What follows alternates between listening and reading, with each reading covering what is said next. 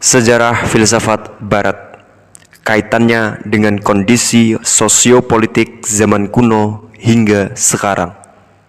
Karya buku Bertrand Russell. Bab 17, Kosmogoni Plato.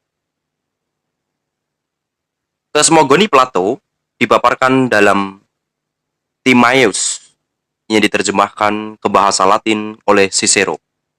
Dan karenanya merupakan satu-satunya karya dialog Plato yang dikenal di barat pada zaman pertengahan. Baik terhadap Neoplatonisme pada mulanya maupun terhadap filsafat sesudah itu. Karya ini menimbulkan pengaruh yang lebih besar daripada berbagai pandangan Plato lainnya, yang sebetulnya mengherankan. Sebab karya ini jelas lebih berisi uraian yang benar-benar dangkal jika dibandingkan apa yang dapat dalam tulisan Plato lainnya. Sebagai pemikiran filsafat, karya ini tak penting. Namun secara historis, karya ini sangat berpengaruh sehingga perlu dibicarakan dengan agak rinci. Dalam Timaeus, kedudukan Sokrates dalam karya-karya dialog yang lebih awal digantikan oleh seorang penganut ajaran Pitagoras. Dan ajaran mazhab itulah yang terutama diuraikan, termasuk pandangan bahwa bilangan adalah kunci untuk menjelaskan dunia. Isi Timaeus pertama-tama adalah rangkuman atas Republik. 5 buku yang pertama kemudian mitos Atlantis, yang dikatakan sebagai pulau yang berada di luar pilar-pilar Hercules. Lebih besar dibanding Libya dan Asia sekaligus. Kemudian Timaeus, seorang astronom Pitagorean, memberikan penjelasan tentang sejarah alam semesta hingga penciptaan manusia. Secara garis besar, apa yang ia utarakan adalah sebagai berikut. Sesuatu yang tak berubah dipahami oleh kecerdasan dan akal, sesuatu yang berubah dipahami oleh opini. Dunia ini sebagai sesuatu yang kasat mata, tak mungkin abadi, dan tentu dicipta oleh Tuhan. Karena Tuhan bersifat baik, ia mencipta dunia berdasarkan contohnya yang kekal. Tanpa ada rasa cemburu, ia menghendaki segala sesuatu sedapat mungkin mirip dengan dirinya sendiri. Tuhan menginginkan agar segala sesuatu bersifat baik, tak ada yang buruk, sebisa-bisanya. Karena mengetahui bahwa semua kenyataan yang kasat mata tak pernah diam, namun senantiasa bergerak dengan cara yang tak tetap dan tak tertib. Maka dari ketidaktertiban itu, ia ciptakan ketertiban. Jadi terkesan bahwa Tuhannya Plato berbeda dengan Tuhan kaum Yahudi dan Kristen. Tidak mencipta dunia dari ketiadaan, melainkan menyusun kembali bahan yang telah ada sebelumnya. Ia menempatkan kecerdasan di dalam jiwa dan jiwa ke dalam tubuh. Ia mencipta dunia secara keseluruhan, ini sebagai satu makhluk hidup yang memiliki jiwa dan kecerdasan. Hanya ada satu dunia, bukan banyak, sebagaimana diajarkan berbagai filsuf pra-Sokrates. Tak mungkin ada lebih dari satu dunia, sebab dunia ini adalah salinan yang diciptakan agar sedapat mungkin sesuai dengan contohnya yang asli dan kekal yang hanya diketahui oleh Tuhan. Dunia sebagai suatu kesatuan adalah makhluk yang kasat mata, yang merangkum dalam dirinya sendiri segala jenis makhluk lainnya. Dunia berupa sebuah bola, sebab serupa lebih baik daripada tak serupa. Dan hanya bola sajalah yang serupa di mana-mana. Dunia berputar, sebab gerak memutar adalah yang paling sempurna. Dan karena hanya inilah satu-satunya gerak yang dilakukannya, maka ia tak memerlukan kaki atau tangan. 4 unsur berupa api, udara, air, dan tanah, yang masing-masing agaknya diwakili oleh sebuah bilangan, senantiasa dalam perimbangan terus-menerus, yakni api berimbang dengan udara, sebagaimana udara berimbang dengan air, dan sebagaimana air berimbang dengan tanah. Tuhan menggunakan semua unsur itu untuk mencipta dunia, sehingga dunia sempurna dan tak mungkin termakan usia atau dirundung penyakit. Dunia diselaraskan oleh perimbangan sehingga ia memiliki semangat, persahabatan, dan dengan demikian tak termusnahkan kecuali oleh kehendak Tuhan. Tuhan pertama-tama mencipta jiwa dan kemudian tubuh. Jiwa tersusun dari sesuatu yang tak terbagi-bagi dan tak berubah. Serta yang terbagi-bagi dan berubah ini merupakan esensi ketiga dan bersifat tengah-tengah. Berikut ini pandangan Pythagorean tentang planet-planet yang mengarah pada penjelasan tentang asal-usul waktu. Ketika Sang Bapa Pencipta menyaksikan makhluk yang Ia ciptakan bergerak dan hidup, inilah perwujudan citra dewa-dewa yang kekal. Ia bersukacita dan dalam sukacitanya Ia berniat menciptakan tiruan lagi yang lebih mirip dengan yang asli. Karena yang asli itu abadi, Ia berusaha menjadikan alam semesta abadi pula, sebisa-bisanya. Sementara hakikat ada yang ideal bersifat kekal, namun mustahil melimpahkan sifat ini sepenuhnya kepada suatu ciptaan. Maka Ia memutuskan untuk mencipta citra keabadian yang bergerak. Dan setelah Ia ciptakan langit sebaik-baiknya, Ia jadikan citra ini abadi, namun bergerak sesuai bilangan. Sementara keabadian itu sendiri tetap dalam kesatuan, dan cinta inilah yang kita sebut waktu. Sebelum penciptaan waktu, tak ada siang dan malam. Tentang esensi yang kekal, tak dapat kita katakan bahwa ia pernah atau akan hanyalah sedang yang bisa dibenarkan. Sementara tentang citra keabadian yang bergerak, bisa dibenarkan untuk mengatakan ia pernah dan akan. Waktu dan langit tercipta bersamaan. Tuhan mencipta matahari supaya makhluk-makhluk dapat belajar aritmetika. Diadakan bahwa tanpa perkisaran siang dan malam, kita tak akan bisa berpikir tentang bilangan-bilangan. Terlihatnya siang dan malam, bulan dan tahun telah menciptakan pengetahuan tentang bilangan dan memberi kita pemikiran tentang waktu, dan dengan demikian terciptalah filsafat. Inilah rahmat terbesar yang kita peroleh dari penglihatan. Terlepas dari dunia secara keseluruhan, terdapat 4 jenis makhluk dewa: burung, ikan, dan makhluk darat. Para dewa terutama berasal dari api. Binatang-binatang yang menetap adalah makhluk ilahi dan abadi. Sang Pencipta memberitahu bahwa para dewa dapat menghancurkan mereka, namun sebaiknya tak dilakukan. Pencipta menyerahkan pada para dewa tugas untuk membuat bagian-bagian yang fana dari makhluk-makhluk lain. Sesudah Pencipta membuat bagian-bagian yang kekal dan ilahi. Bagian ini sebagaimana bagian-bagian lain tentang para dewa dalam karya Plato. Mungkin tak perlu disimak secara serius pada bagian awal. Timaeus mengatakan bahwa ia hanya berusaha menemukan sejumlah kemungkinan dan tak dapat memberi kepastian. Banyak bagian-bagian detail yang jelas bersifat imajinatif dan tak harus diartikan secara harfiah. Timaeus mengungkapkan bahwa Sang Pencipta mencipta suatu jiwa untuk masing-masing bintang. Jiwa memiliki cita rasa, cinta, rasa takut, dan kemarahan. Jika mereka dapat mengatasi sifat-sifat itu, mereka hidup secara benar, namun jika tak dapat mengatasi, hidupnya sesat. Jika seorang manusia hidup secara baik, maka sesudah mati, ia akan hidup bahagia selamanya di dalam bintangnya. Namun jika hidupnya buruk, maka dalam kehidupan berikutnya, ia akan menjadi perempuan. Jika ia lelaki maupun perempuan, tetap sesat hidupnya. Ia akan menjadi binatang buas, dan demikianlah ia terus berganti wujud sampai akhirnya akal mampu mengatasinya. Tuhan menempatkan sejumlah jiwa di bumi, sejumlah lain di bulan, dan sejumlah lagi di planet-planet dan bintang-bintang lainnya, dan menyerahkan tugas pada para dewa untuk mencipta tubuhnya. Terdapat 2 macam sumber penyebab, yakni mereka yang memiliki kecerdasan dan mereka yang karena digerakkan oleh yang lain, maka pada gilirannya terpaksa menggerakkan yang lain pula. Yang pertama dimiliki oleh akal, yang mengerjakan segala sesuatu yang baik dan adil. Sedangkan yang kedua menghasilkan berbagai efek kebetulan yang tak mengandung keteraturan dan perencanaan.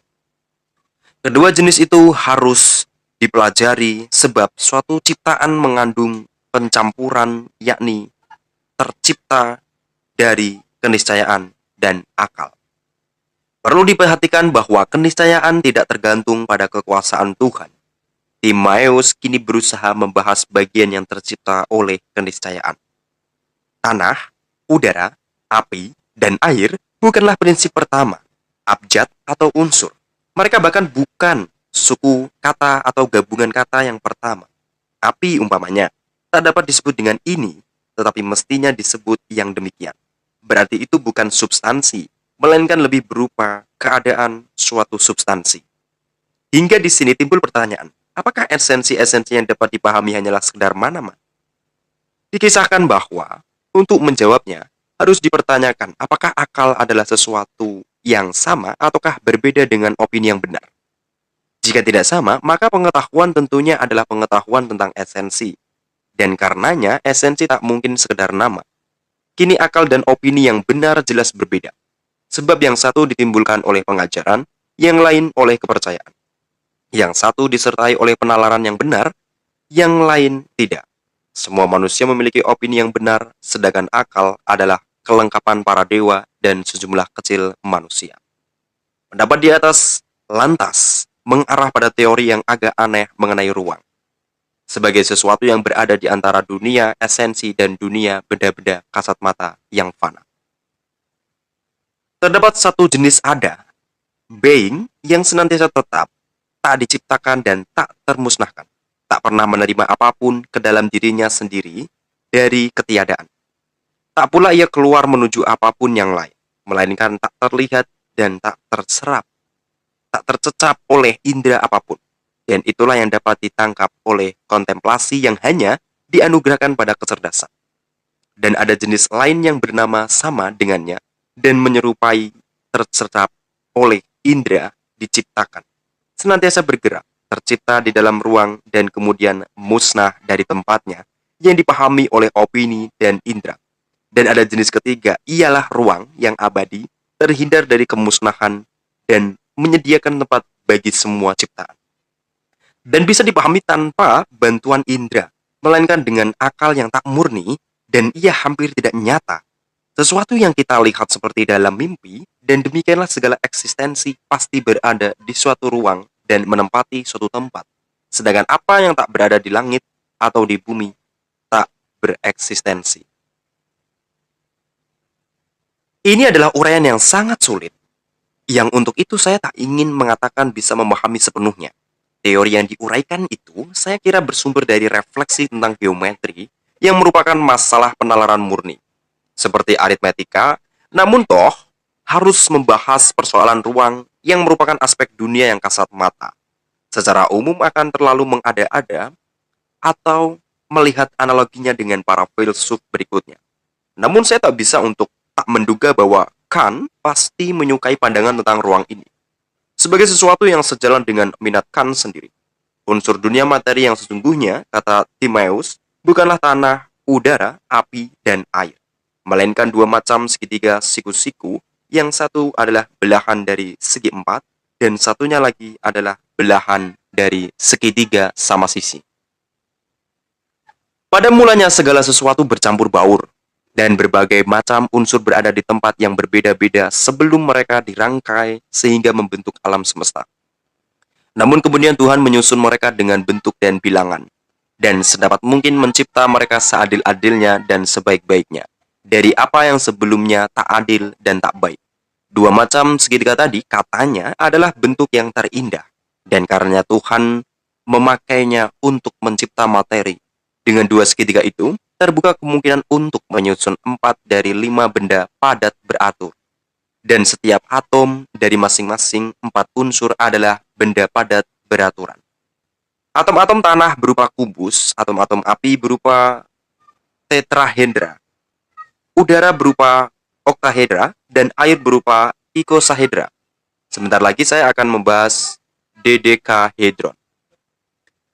Teori tentang benda pada beraturan yang dijabarkan dalam karya Euclides, buku ke-13, merupakan penemuan baru pada zamannya Plato.